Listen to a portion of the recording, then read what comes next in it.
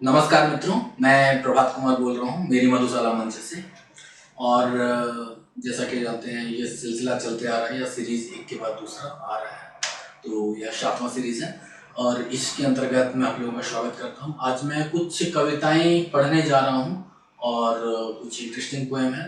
तो मैं बता दूं कि जो मेरी पहली कविता है वह नियम कानून के ऊपर है कि नियम कानून को कौन फॉलो करता है और कौन फॉलो नहीं करता है। और नियम कानून अक्सर अमीरों पे लागू नहीं होते हैं। अमीर कौन होते हैं ये सब के बारे में अगर आपको जानना है तो कमलेश भट्ट कमल जी की यह कविता आप सुन सकते हैं। तो मैं आपके सामने प्रस्तुत करता हूँ, नसीबों पे नहीं चलते।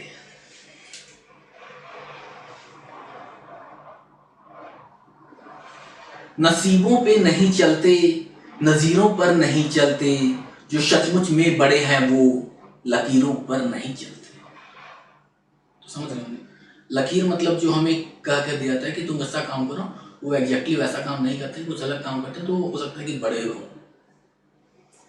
नियम कानून जितने हैं गरीबों के लिए ही हैं, नियम कानून भी अक्सर अमीरों पर नहीं चलते। चलेंगे हिंदुओं पर भी, चलेंगे हिंदुओं पर भी, चलेंगे मुस्लिमों पर भी, जो मजहब के सिकंजे हैं कबीरों पर नहीं चलते। समंदर ने बनाए हैं जजीरे अपने सीने पर, समंदर के नियम लेकिन जजीरों पर नहीं चलते। कोई जादू है दौलत का, कोई टोना है शोहरत का, ये जादू और टोने भी फकीरों पर नहीं चलते। तो ये कमलेश भट्ट कमल जी की कविता थी, बहुत ही सुंदर कविता है और मेरा वन ऑफ द फेवरेट है। जब मैं फर्स्ट टाइम इसे सुना था उसके बाद से मेरा फेवरेट हो गया था। तो फिर आगे चलते हुए मैं अपनी खुद की कविता प्रस्तुत करूँगा।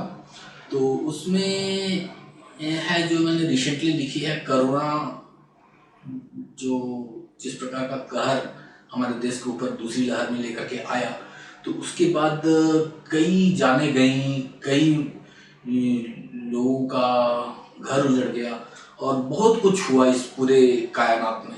तो उसी के ऊपर एक दर्द भरा कविता है, एक अजीब सा है, मुझे लगता है ऐसा जैसे कि जैसे मैं ही कुछ गलत कर रहा हूँ क्या, ऐसा फील होता है। तो मैंने लिखा है, मौत से बड़ी सजा क्या है। जी हाँ, मौत से बड़ी सजा क्या है। क्या किसी का दुर्घटना के कारण अपंग हो जाना सबसे बड़ा दुर्भाग्य है। मौत को करीब से देखना कैसा लगता है, अपनों को हमेशा के लिए दूर हो जाना कैसा लगता है। इंसान की दुख की हद क्या है और उससे भी ज्यादा दुख सहन करता हुआ इंसान क्या है। दर्द अगर शारीरिक हो तो इसका इलाज है, समझ सकते हैं। मन में हुई है विकृति, अब माजरा क्या है। ये इंसान अपने आप से इतना घिरा हुआ है, ये इंसान अपने आप से इतना घिरा हुआ है, जो गैर के हैं, जो गैर है उनके लिए कोई आरजू नहीं रहती। जो स्वप्न थे बहके हुए सब टूट चुके हैं, एक मौत का फरमान है सब रूठ चुके हैं। जो कहता था मेहनत से मिलती है हर कड़ी, कुछ इंसान होते हैं जो बोलते हैं कि मेहनत से ही सब कुछ मिलता है, भाग्य कुछ नहीं होता, भाग्य आदमी अपनी मेहनत से बनता है। तो ऐसे इंसान होते थे, वो कहते थे, जो कहता था मेहनत से मिलती है हर कड़ी, वो अभी भरोसे भाग्य के सहमी है एक लड़ी। यूं मिन्नतों की मौत जो हो गई मेरे मौला, यूं मिन्नतों की मौत जो हो गई मेरे मौला, आवाम मेरा झुलस गया एक रोज खाक में। हम हो गए लावारिस अब अपने ही राज में, कितने लाचार हैं हम अपने ही शहर में, एक दूजे के प्यार में अपने ही घर में। और खुद अपने ऊपर लेकर के सोचता हूँ कि अगर मेरे ऊपर कुछ बीत तो मैं क्या लिखता। जनाजा यूं बेखबर निकला मेरा अनायास, कभी सोचा न था प्रभात रवि की दीर्घ रात, अब तो महज एतवार है सांझा की राह पे, तारों की शहर की ख्वाबों की रात पे। और फिर सूरज को, सूरज जो कि मेरा हमेशा प्रिय रहा है, सूरज से मैं हमेशा अपने आप को कंपेयर करता हूँ, तो उसको मैं बोलते हुए बोल रहा हूँ कि सूरज ने सताया है, चांदनी से ही आस की है, दिन को घना कोहरा है, रातों को जब सांस ली है। आज सूरज बेवफा है, चांद ने ही रोशनी दी है, फिर न कहना चांद को कुछ, यही शीतल और सुंदर है।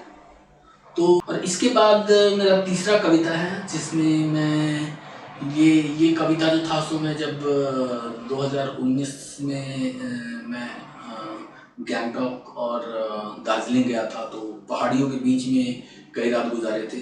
तो ऐसी स्थिति में वहाँ पर गगनचुंबी पहाड़ जो हमने रात में देखा, तो उसके ऊपर एक कविता लिखने का मन किया, तो उसी समय मैंने लिखा था।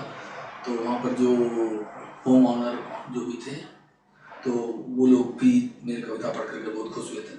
तो वही है, अंधेरी रात में वो गगनचुंबी पहाड़, पहाड़ पे घर, हर घर में बिंदी बिंदी बत्तियाँ, और उनमें से एक तिमंजिली इमारत में एक कमरा मेरा भी। शौक हो कुछ खूब जो कि यूं नदारद हो, आसमां को छू लूं जैसे मैं इनका प्रचारक हूं, और थमती ही नहीं खुशबू पवन के संग संग, जैसे मैं इनका और ये मेरा कारक हूं। ऐसा लगता है कि जैसे मैं धरातल पर, आसमां कंधे पर है और आंख में काजल। भूल मैंने की नहीं यूं तो नशे में भी कभी, फिर भी न जाने कैसे भूला जिंदगी की वो कड़ी। फिर एक मुलाकात में क्या खूब नजराना मिला, न पुष्प न कोकिल की कूक पर अफसाना लिखा। पर्वत पे घर, घर पे जन, जिंदगी में जमाना दिखा। बड़े शहर वाली अट्टालिकाएं यहाँ नहीं होती, पर्वत खुद अट्टालिका बना हुआ है जहां, बौना हर शहर की बड़ी मकान है यहाँ। मुझे वो याद रहेगी तकते पर्वत को दिन और रात, बादलों में घुसते और निकलते इन पर्वतों से मुलाकात। मेरा ही कद ना छोटा हो जाए, इसलिए हम शिखर तक जाएंगे, एक शिखर से दूसरे पर्वत को पास बुलाएंगे। तो ये बहुत ही एहसास, बहुत ग्रेट फीलिंग है। मतलब जब पर्वत को इतना सामने से देखते हैं, ऊंचे ऊंचे शिखर देखते हैं, तो उस शिखर पे जाने की बहुत इच्छा होती है। तो देखता हूँ कभी मैं भी हिमालय के किसी शिखर पे किसी दिन पहुँचता हूँ कि नहीं, और तब शायद मेरा कविता का रुतबा और अंदाज थोड़ा और अलग होगा, थोड़ा और अलग किस्म की कविता लिखूंगा मैं। तो देखता हूँ। और इसके बाद एक आखिरी काव्य पे मैं आता हूँ जो कि रामधारी सिंह दिनकर है। ये तो कोई परिचय के पात्र नहीं है, आप सभी जानते हैं, हमारे नेशनल पोएट है रामधारी सिंह दिनकर जी, और ये मेंबर ऑफ पार्लियामेंट भी रह चुके थे।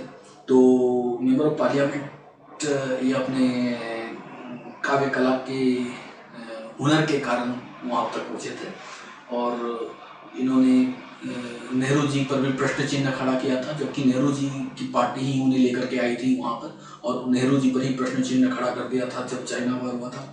और बहुत सारे ऐसे समय आते हैं उनके बारे में जब वे गलत को गलत और सही को सही कहने में कभी संकोच नहीं करते हैं, चाहे वो राजनीति से रिलेटेड हो या दर्शन शास्त्र से रिलेटेड हो या कुछ भी। अगर गलत है तो वो गलत कहते हैं, सही है तो सही कहते हैं। उनमें ये पावर था, और इसी पावर के कारण वो आज भी हमारे राष्ट्र कवि माने जाते हैं और उनकी इतनी चर्चा होती है।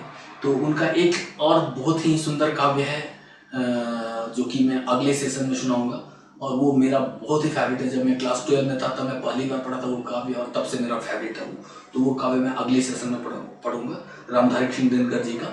और आज के लिए मैं यही रखता हूँ कि वह प्रदीप जो दिख रहा है झिलमिल दूर नहीं है। तो वह प्रदीप जो दिख रहा है झिलमिल दूर नहीं है, थककर बैठ गए क्या भाई मंजिल दूर नहीं है। चिंगारी बन गई लहू की बूंद गिरी जो पग से, चमक रहे पीछे मुड़ देखो चरण चिन्ह जगमग से। शुरू हुई आराध्य भूमि यह क्लांति नहीं रे राही, और नहीं तो पांव लगे हैं क्यों पड़ने डगमग से। बाकी होश तभी तक जब तक जलता दूर नहीं है, थक कर बैठ गए क्या भाई मंजिल दूर नहीं है, मंजिल दूर नहीं है। अपनी हड्डी की मशाल से हृदय चीरते तमका, सारी रात चले तुम दुख झेलते कुलिश निर्मम का। एक खे है शेष किसी विधि उसे पार कर जाओ, वह देखो उस पार चमकता है मंदिर प्रियतम का।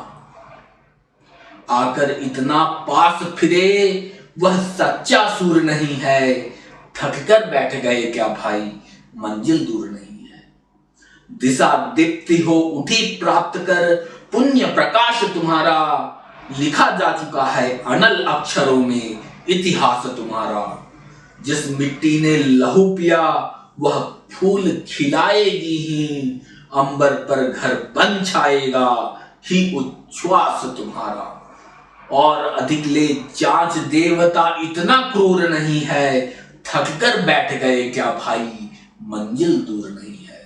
तो आपने जब तक इतना साहस किया, इतना चला है, इतना मेहनत किया है, तो देवता इतना क्रूर नहीं है कि आपकी परीक्षा हमेशा लेते रहेगा, 100 बार नहीं 1000 बार लेगा। एक बार तो कभी देवता जो है सो आपका परीक्षा लेना बंद करके आपको पास करेगा।